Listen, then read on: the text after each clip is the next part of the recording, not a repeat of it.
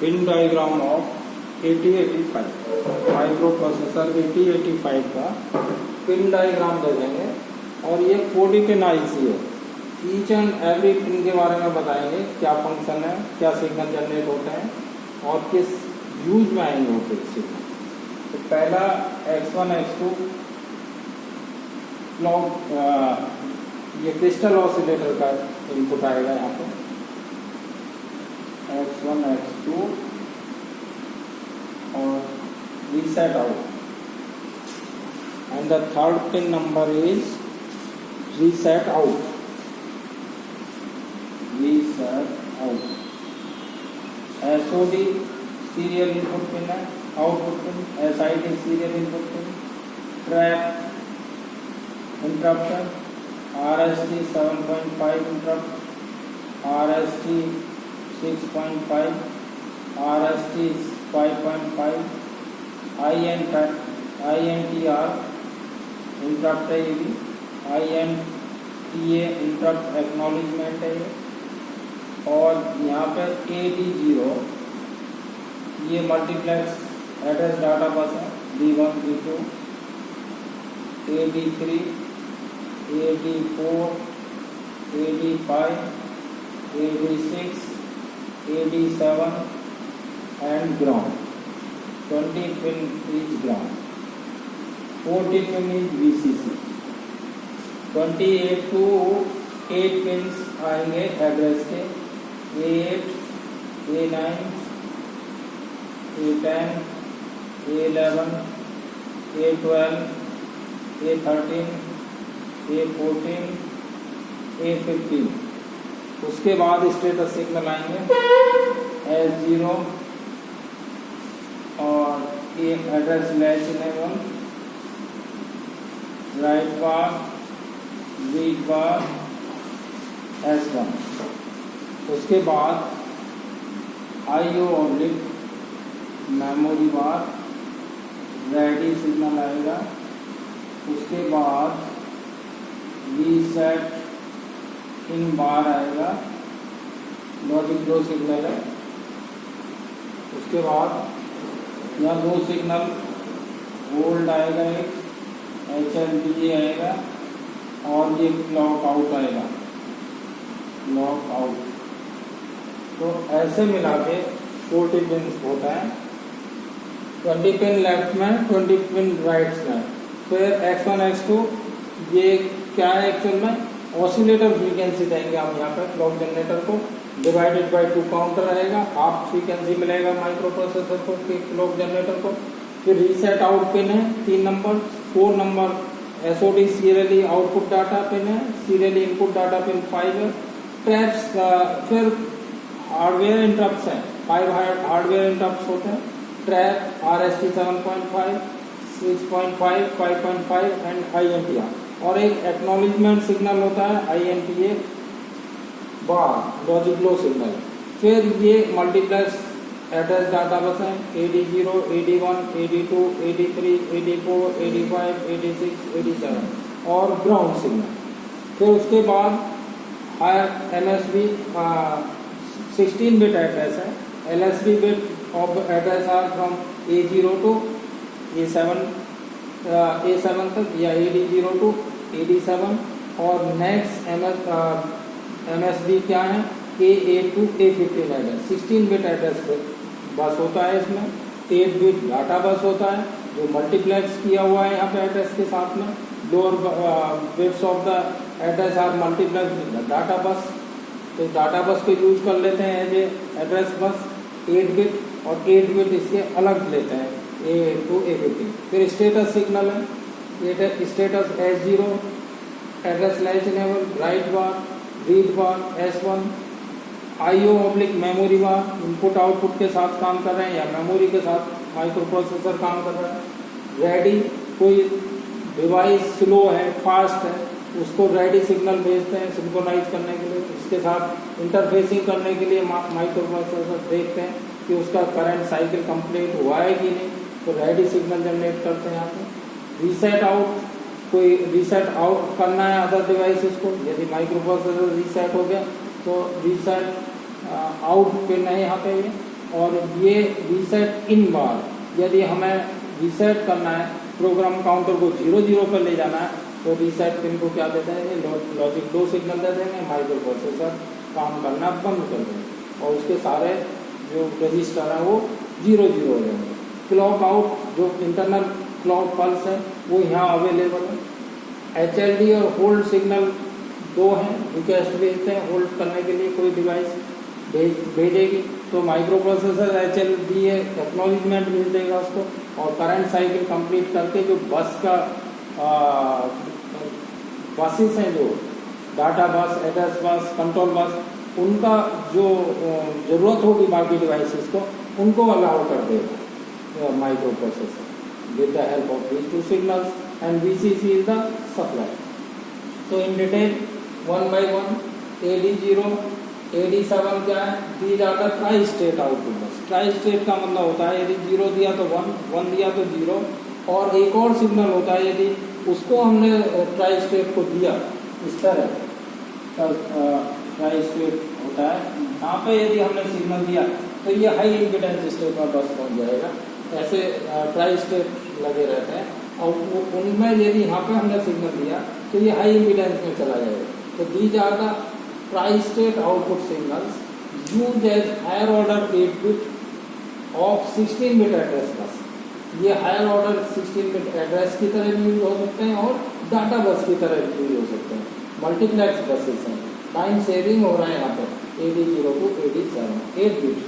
And next is these are the multiplex, and these are the A8 to A16 actually, A8 to A15, 8 bit address lines है ये multiplex line यहाँ पे दिया होगा, ये address lines है, tri state रहेंगे, मतलब जब जरूरत होगी तो इन्हें यूज करेंगे। डाटा भेजना होगा तो ये ट्राई स्टेट में चले जाएंगे, रोक देंगे डाटा जाना। उसके बाद डाटा किससे जाएगा, डाटा बस से। डाटा बस यहाँ पे डाटा बस की तरह भी काम कर रहे हैं AD0 और एड्रेस बस। मल्टीप्लेक्स से टाइम शेयरिंग कर दिया है, तो इनके थ्रू हम डाटा भेज भी सकते हैं, एड्रेस भी भेज सकते हैं। बाई डायरेक्शनल डाटा बस है एक्चुअल में ये, और वन टाइम इसको हम एड्रेस की तरह भी, एड्रेस बस की तरह भी यूज कर सकते हैं। So these are the multiplex address bus, these are multiplex tri stated, यानी कि input output signals they are. Input output है, जब डाटा भेजेंगे तो डाटा जाएगा भी, और डाटा रिसीव किया होगा तब ये इनपुट भी करेगा, तो भेजेगा भी और लेगा भी। तो इनपुट आउटपुट सिग्नल्स हैं, these are address and data.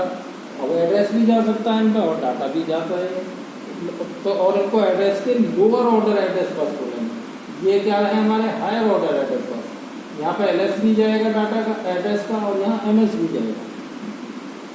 अब एड्रेस लैच इनेबल सिग्नल होता है, जो कि बहुत इंपॉर्टेंट है।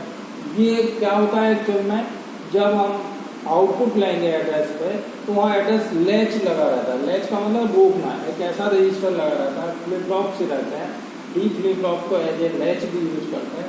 तो ये जो लैच रजिस्टर लगा रहता है, तो यदि एड्रेस लैच सिग्नल हाई आ रहा है तो एड्रेस लैच कर देगा।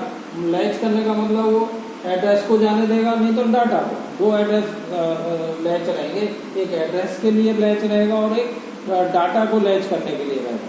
तो ये आउटपुट सिग्नल है use to give the information of AD0 to AD7 contents.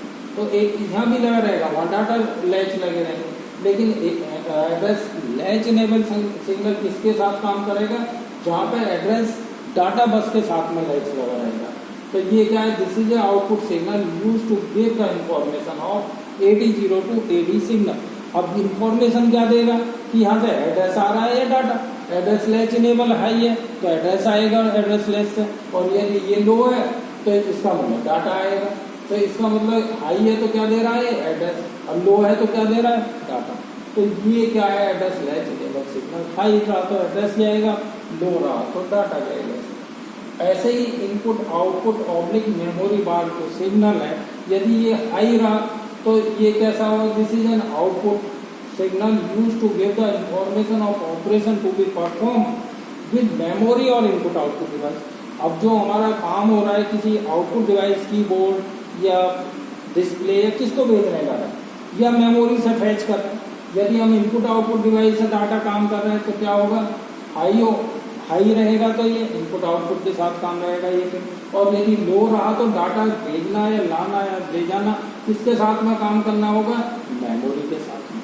तो ये IO ऑब्लिक मेमोरी जो पिन है, पिन नंबर 34 रहता है इसका यहाँ पर, ये बहुत इंपॉर्टेंट है।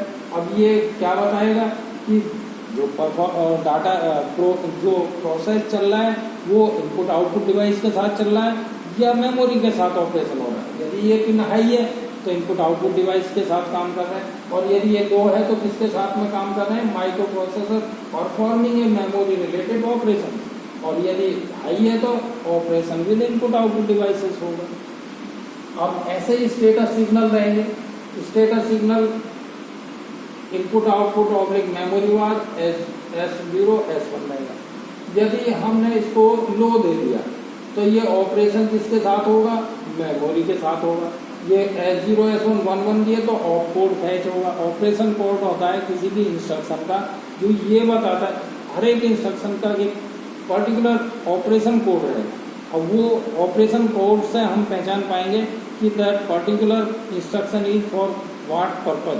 जैसे कोई ऐड इंस्ट्रक्शन, कोई मूव इंस्ट्रक्शन है, कोई लोड इंस्ट्रक्शन है, कोई स्टोर इंस्ट्रक्शन है, सबके ऑपरेशन कोड अलग अलग रहेंगे। तो अब हमें देखना है कि हमें किस काम के लिए कौन सा इंस्ट्रक्शन यूज कर रहा है, तो उसका कोई ऑपरेशन कोड होगा। वो कब फैच होगा, जब स्टेटस S0 S1 1 होंगे और ये पिन पे हम 0 दे दें। तो यदि हम ये दो पिन S0 S1 को क्या दे दें, 11 दे दें, और IO ऑब्लिक मेमोरी वार को 0 दे दें, तो ऑपरेशन कोड फैच होने लगेगा और माइक्रो प्रोसेसर मेमोरी के साथ में काम करने लगेगा। उसके बाद यदि हम इसको 1 0 दे दें तो मेमोरी के साथ रीड करने का काम करेगा। मेमोरी में जो लिखा हुआ है वो डाटा लेने लगेगा। और यदि इसको 1 0 1 दे दिया तो मेमोरी में स्टोर करने लगेगा या राइट करने लगेगा मेमोरी में जाकर डाटा। तो ये तीनों ऑपरेशन किसके साथ होंगे, IO ऑब्लिक मेमोरी वार के साथ। यही केस यदि इनपुट आउटपुट डिवाइसेस को हाई दे दें तो अब 1 0 दें तो मेमोरी रीड ऑपरेशन होगा, 0 1 दें तो इनपुट आउटपुट रीड ऑपरेशन होगा। यदि 0 1 दे दें तो इनपुट आउटपुट में राइट ऑपरेशन होगा, और यदि हम 1 1 दे दें तो इंटरप्ट एक्नॉलेजमेंट जाएगा। जो इंटरप्ट एक्नॉलेजमेंट है हमारा, ये भेजना है तो हमें क्या देना पड़ेगा, IO को हाई देना पड़ेगा, S0 S1 को भी हाई सिग्नल देना पड़ेगा, तब हमें इंटरप्ट एक्नॉलेजमेंट सिग्नल आउटपुट पे मिलने लगेगा। अब ऐसे ही रेडी सिग्नल है। रेडी सिग्नल का नंबर होता है 35, 34 के बाद 35। अब ये जो सिग्नल है ये एक्टिव हाई कंट्रोल सिग्नल होता है एक्चुअल में, और बीट बाय ये क्या करेगा, हमारा एक्टिव हाई सिग्नल है। Control the signal use by microprocessor to detect, क्या डिटेक्ट करेगा ये, कि particular peripheral is ready to carry the data और नॉट, या सिंक्रोनाइजिंग, और you can say interfacing with the microprocessor. Interfacing कैसा होगा, कोई स्लो डिवाइस है, कोई फास्टर डिवाइस है, तो स्लो जो डिवाइस है उसने अपना साइकिल कंप्लीट कर लिया कि नहीं, ये देखने के लिए माइक्रो प्रोसेसर क्या देगा, रेडी सिग्नल भेजेगा, और डाटा उसको भेजना है कि नहीं। देखो ये सिग्नल ये जज करेगा कि सिंक्रोनाइज हो रही है कि नहीं वो पर्टिकुलर डिवाइस विद द या पेरिफेरल विद द ATA। अब ऐसे ही 5 इंटरप्ट रहेंगे, ट्रैप, RSC 7.5, 6.5, 5.5 एंड INTR। अब ये जो ट्रैप है इसका प्रायोरिटी हाईएस्ट प्रायोरिटी होता है, और ये नॉन मास्केबल है, मतलब इसको रोक नहीं सकते, इमरजेंसी में भेजना पड़ता है। यदि ये आया तो माइक्रो प्रोसेसर को सब काम बंद करना पड़ेगा और इसको सुनना पड़ेगा, इसको एंटरटेन करना ही पड़ेगा। नॉन मास्केबल हाईएस्ट प्रायोरिटी है, सबसे पहले प्रायोरिटी इसको दी जाती है, फिर उसके बाद 7.5 को, फिर 6.5 को, फिर 5.5 को। ये एज ट्रिगर्ड है और लेकिन ये RSC 6.5, 5.5 ये भी एक्टिव हाई सिग्नल है और एज ट्रिगर्ड है, लेकिन मास्केबल है, लेकिन इनको रोक सकते हैं, लेकिन trap non maskable.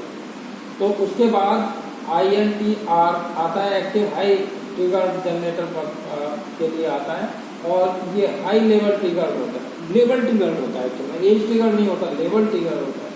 General purpose interrupt है, और इसके बाद इंटरप्ट एक्नॉलेजमेंट भेजेंगे रीस्टार्ट। ये क्या करेगा कि एक्नॉलेजमेंट आने के बाद क्या करने लगेगा माइक्रो प्रोसेसर, कॉल या रीस्टार्ट इंस्ट्रक्शन के साथ वो जंप कर जाएगा इंटरप्ट सब रूटीन पर, वहां से प्रोग्राम आना शुरू हो जाएगा। होल्ड एंड HLD है। Hold is the active high signal use by the other controller to request the microprocessor about the use of data address and control bus। ये होल्ड सिग्नल भेजेगा कोई भी एक्टिव हाई सिग्नल है use by the controller other device से use होगा, micro processor request करेगा कि उसको बस और डाटा बस, एड्रेस बस और कंट्रोल बस प्रोवाइड कराए। तो माइक्रो प्रोसेसर करंट जो मशीन साइकिल होगा वो कंप्लीट करके बस का परमिशन दे देगा टू द अदर डिवाइसेस, और उसी टाइम में वो क्या दे देगा, एक एक्नॉलेजमेंट भेजेगा किसके पास, जो डिवाइस उसका बस मांग रहा है उसको बताने के लिए वो HLD एक्नॉलेजमेंट भेजेगा। और बता ये इसका मतलब ये हो जाएगा कि जो होल्ड रिक्वेस्ट दिया है माइक्रो प्रोसेसर को वो रिसीव कर लिया, माइक्रो प्रोसेसर ने वो रिक्वेस्ट रिसीव किया है।